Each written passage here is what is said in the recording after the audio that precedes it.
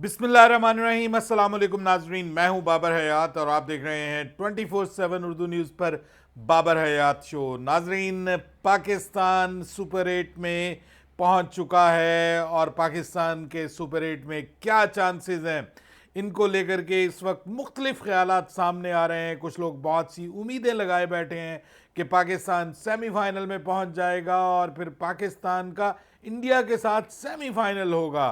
ये पूरे का पूरा सिनेरियो क्या है, पाकिस्तान किस तरह से सेमीफाइनल में पहुंच सकता है और इंडिया के साथ पाकिस्तान का कैसे सेमीफाइनल हो सकता है, और पाकिस्तान के चांसेस क्या हैं, क्या पाकिस्तान की टीम इस काबिल है भी सही कि वो सेमीफाइनल में क्वालिफाई कर सकती है। और अगर पाकिस्तान को सेमीफाइनल में क्वालिफाई करना है तो पाकिस्तान को अपनी टीम में किन तब्दीलियों की ज़रूरत है। बाबर आजम, जिनके बारे में ऑलरेडी खबरें हैं कि टीम मैनेजमेंट या कोच ने उनको ऑलरेडी खुडे लाइन लगा दिया है, क्या वो सुपर 8 में से बाहर होने जा रहे हैं। और इसके अलावा शादाब खान जो हैं वो बड़ी मुश्किल में इस वक्त फंसे हुए हैं, क्योंकि छोटा मुंह और बड़ी बात करने के बाद जो है वो इस वक्त शदीद शदीद क्रिटिसिज्म की जद में है। जो उन्होंने बात की है कुछ उसका भी खुलासा करने की कोशिश करेंगे और फिर बात करेंगे कि पाकिस्तान सुपर लीग में जनाब कमाल हो गया है और बहुत बड़ा प्लेयर पाकिस्तान सुपर लीग का हिस्सा बन गया है। एक टीम ने खरीद लिया है और वो कर दिखाया कि जिसके लिए कहा जा रहा था कि ऑक्शन के बाद पाकिस्तान सुपर लीग में बड़े नाम आने चाहिए। इसके अलावा स्टार्ट करते हैं आज के इस प्रोग्राम का।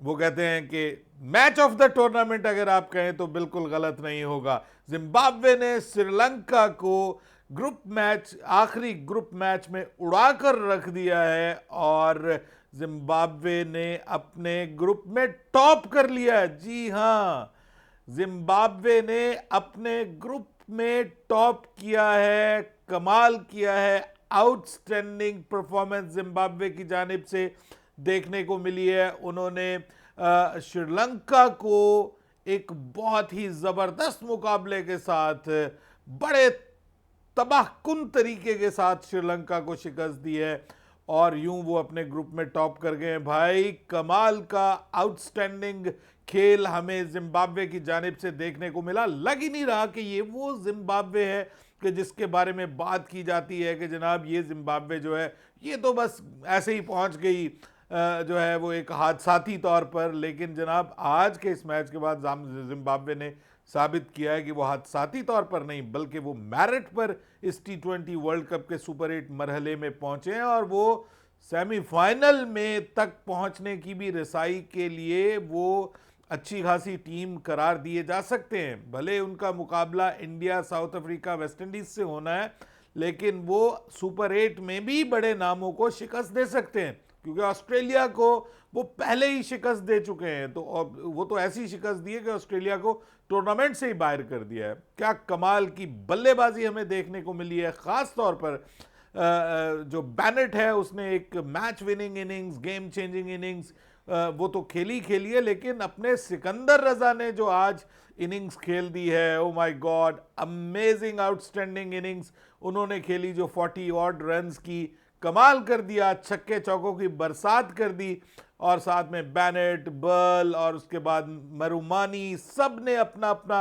हिस्सा डाला है इसमें। प्रेमादासा स्टेडियम में 179 रन्स का टारगेट जो है उसको बहुत ही ज़बरदस्त तरीके से पूरा किया जिम्बाब्वे ने और यूं जिम्बाब्वे टॉप पे आ गई है, जो कि एक बड़ी ज़बरदस्त बात है। जब से सिकंदर रजा जिम्बाब्वे के T20 कप्तान बने हैं, जिम्बाब्वे एक प्रॉपर T20 टीम दिखाई दे रही है और इस बार जिम्बाब्वे ने रियल मीनिंग्स में हैरान कर दिया है। और ख़ासतौर पे श्रीलंका, हालांकि श्रीलंका की जानिब से भी पतुन निसांका का बल्ला मुस्तकिल रन्स उगल रहा है। आज के मैच में भी पतुन निसांका ने 50 की है। उसके अलावा रत्नायके जो हैं वो भी उनकी तरफ से भी कैमियो नज़र आया और 179 was not a bad score. R Premadasa stadium, जो कि बहुत बड़ा स्टेडियम है, उसमें ये बुरा स्कोर नहीं था। हम तो 176 के ताकुब में ही मारे गए, हम जो तारीख राहों में मारे गए हम तो वो थे।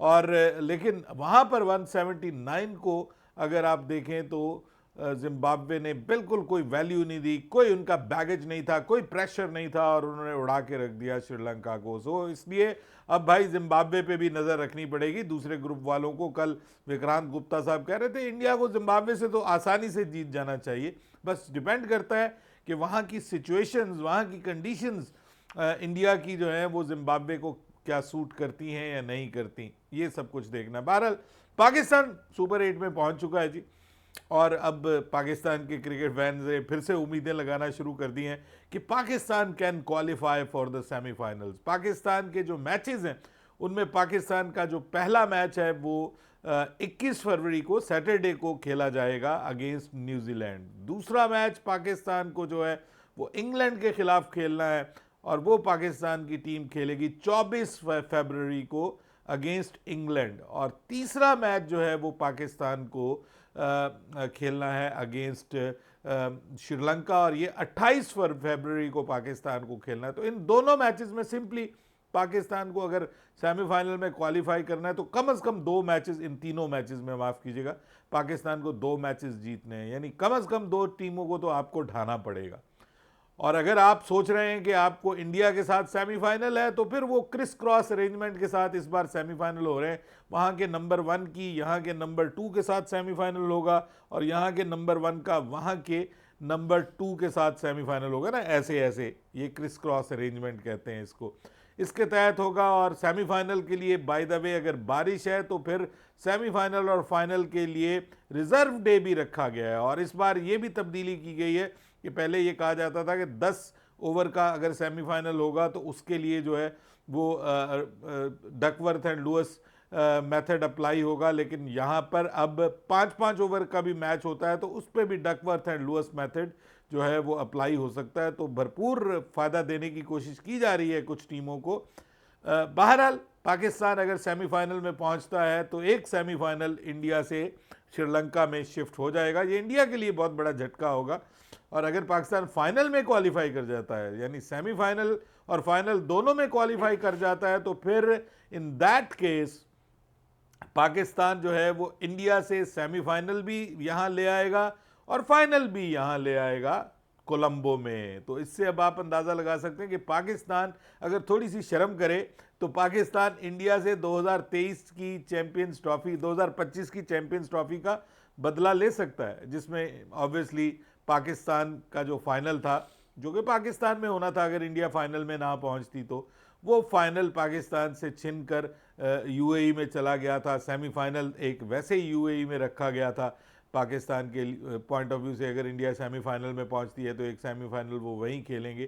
तो अब पाकिस्तान, ये उन्होंने दोनों जो है वो पाकिस्तान से छीने थे अपनी कारकर्दगी की वजह से, तो पाकिस्तान को अब कारकर्दगी दिखानी है। और पाकिस्तान इंडिया का सेमीफाइनल ऑब्वियसली या तो पाकिस्तान को यहाँ पे नंबर 2 पे आना पड़ेगा और फिर इंडिया को उधर नंबर 1 पे आना पड़ेगा, या फिर पाकिस्तान इधर नंबर 1 पे आए और इंडिया उधर नंबर 2 पे आए।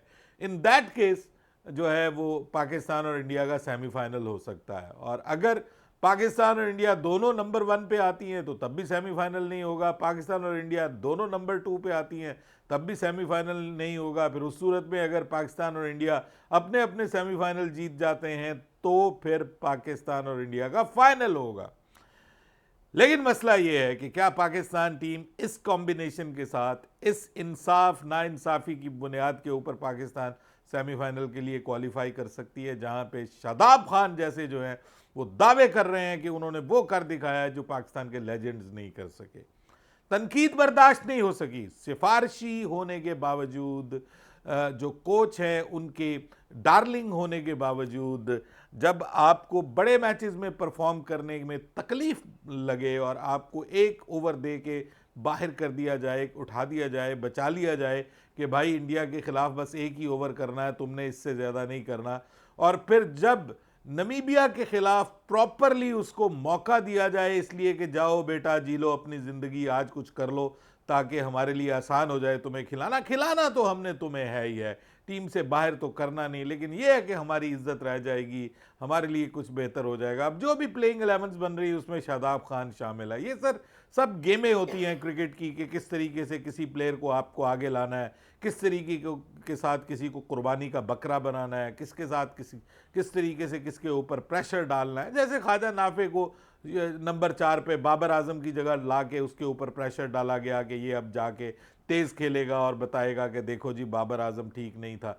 बाबर आजम के बारे में खबर ये है कि उनको एक ग्रुप तो ये कह रहा है कि उनको बचाया गया है कि भाई तेरी इज्जत भी बच जाए, हमारी इज्जत भी बच जाए, इन कंडीशंस में तुझसे होना तो कुछ है नहीं, और जब पाकिस्तान का टॉप ऑर्डर चल गया है तो फिर तुझसे कोई उम्मीद नहीं है।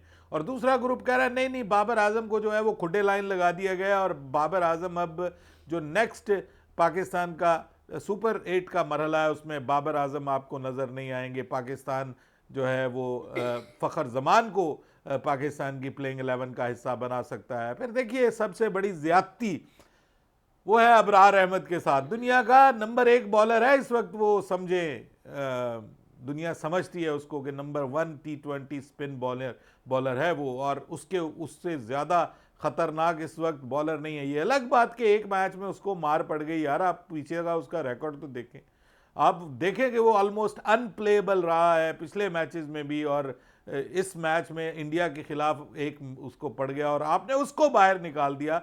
आप कुर्बानी नहीं दे सकते बाकी प्लेयर्स की, अपने मनपसंद प्लेयर्स की, जिसकी गर्दन पतली है उसके ऊपर छुरी चलाते हैं। और शाहीन शाह अफरीदी क्या अकेला जिम्मेदार था पाकिस्तान की डिफीट का? बाबर भी जिम्मेदार था, वो भी खेला, शादाब जिम्मेदार था, वो भी खेला। और शादाब के बारे में तो बात हो सकती है कि बहुत बात हो रही है कि पाकिस्तान का फ्यूचर का कप्तान है भाई, आप उसको कैसे बाहर कर सकते हैं? सलमान अली आगा जो हैं वो बाहर हो जाएंगे, शादाब कप्तान बनेंगे और फिर शादाब पक्के हो जाएंगे, चिपकू हो जाएंगे। तो शादाब का भाई बहुत पलड़ा भारी है और इसलिए शादाब आपको आउट होते दिखाई नहीं दिए जाएंगे सुपर 8 में। और मुझे तो ऐसा लगता है कि बाबर को भी खिलाया जाएगा, बाबर को भी बचाया गया है, बाबर को बाहर नहीं किया गया। ये जो सोच है कि बाबर जो है वो बाहर हो जाएंगे, आई थिंक सो कि पाकिस्तान मुमकिन है कि एक आध पाकिस्तान तब्दीली करे, फ़हीम अशरफ की जगह जो है वो पाकिस्तान सीमर ले आए। लेकिन बात यहाँ पे हो रही कि फ़हीम अशरफ भी जो है वो प्रॉपर जो है वो बॉलर हैं, और अब तो उनको भी 2 ओवर दिए गए पिछले मैच में, तो उनको भी जो है वो करने की कोशिश की है, एडजस्ट करने की कोशिश की जा रही है। बहरहाल देखते हैं अब पाकिस्तान के क्या चांसेस बनते हैं। मुझे तो भाई मैं मतलब जब मैं ऐसी बात करता हूं तो बहुत सारे लोग मुझे नीचे गालियां देना शुरू कर देते हैं, लेकिन मैं तो बस उम्मीदी और नाउमीदी के दरमियान में हूँ। क्रिकेट अजीबो गरीब किस्म की गेम है, जिम्बाब्वे श्रीलंका को हरा रहा है, ऊपर नीचे हो रहा है मामला। इंडिया जो है वो नीदरलैंड से हारते हारते बचा है। आगे सुपर 8 में लगता तो ये है कि कुछ डिफरेंट होने जा रहा है। ज़रूरी नहीं है कि जो हम सोच रहे हैं कि जी ये टॉप 4 टीमें होंगी। कल रात में सुन रहा था उनको अपना इयन मॉर्गन को, वो अपनी चौथी टीम जो है वो बता रहे थे कि जी मेरी चौथी टीम जो है वो श्रीलंका है।